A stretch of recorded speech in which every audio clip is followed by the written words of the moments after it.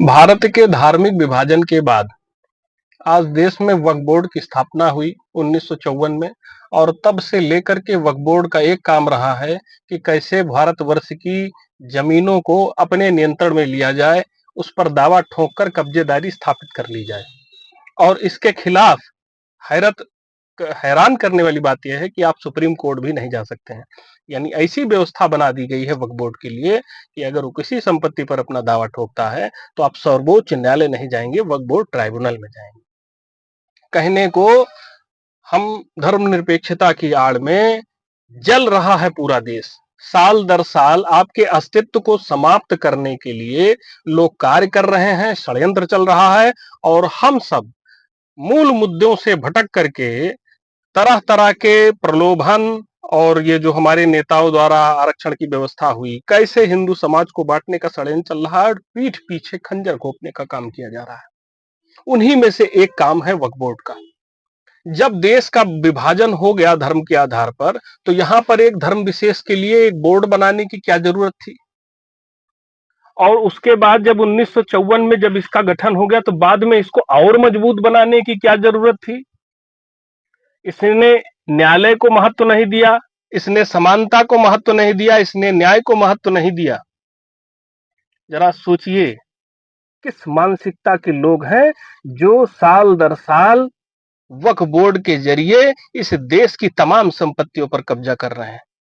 और ये मैं नहीं कह रहा हूं, आप आंकड़े स्वयं निकाल सकते हैं। गूगल पर जाइए, सर्च कीजिए, जानकारी इकट्ठी कीजिए, आपको पता चलेगा कि भारत में रेलवे और इंडियन आर्मी के बाद सबसे ज्यादा संपत्ति अगर किसी के पास है तो वक्फ बोर्ड के पास है। और इसका मेन उद्देश्य ये है कि एक तरफ भारत का टुकड़ा हुआ तो पाकिस्तान बना, एक तरफ भारत का टुकड़ा हुआ तो बांग्लादेश हुआ, और अब भारत के कितने और टुकड़े कर दिए जाएं, इसी षड्यंत्र के तहत सारे कार्य किए जा रहे हैं।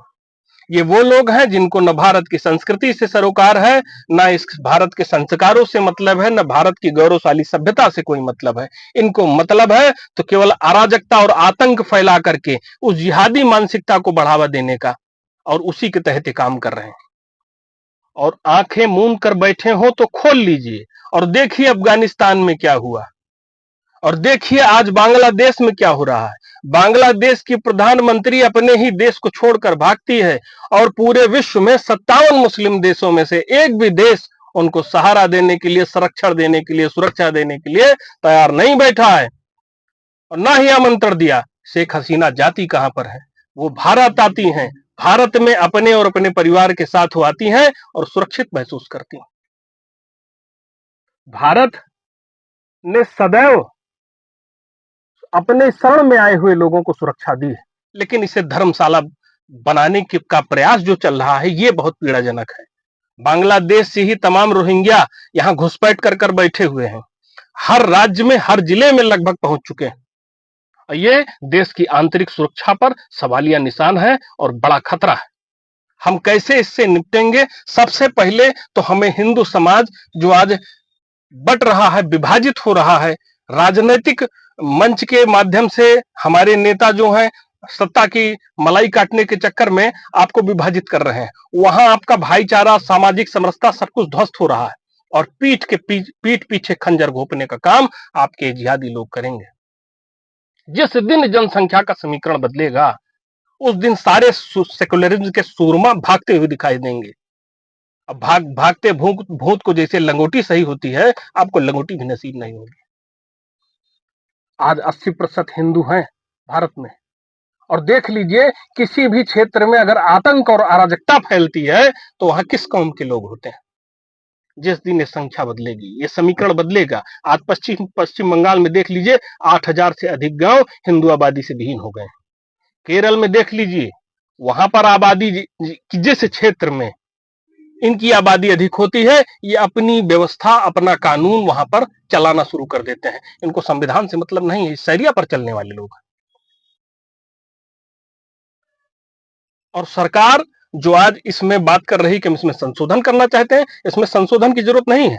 बिना लाग लपेट के देश की सुरक्षा को अगर हमें बचाना है, एकता अखंडता को बचाना है, हमें अपनी संप्रभुता को बचाना है, अपनी संस्कृति और सभ्यता को बचाना है, अपने अस्तित्व को बचाना है, तो वक्फ बोर्ड जैसी व्यवस्था को तत्काल प्रभाव से समाप्त करना होगा। देश की आंतरिक सुरक्षा को और मजबूत करना होगा और जितने रोहिंग्या यहां घुसपैठ करके बैठे हुए हैं, इनको आइडेंटिफाई करके अभियान चला करके ताबड़तोड़ इनको भगाया जाए, खदेड़ा जाए यहां से, अन्यथा बहुत देर हो जाएगी। शासन से, प्रशासन से हमारी यही अपील है कि वक्फ बोर्ड को तत्काल प्रभाव से समाप्त किया जाए।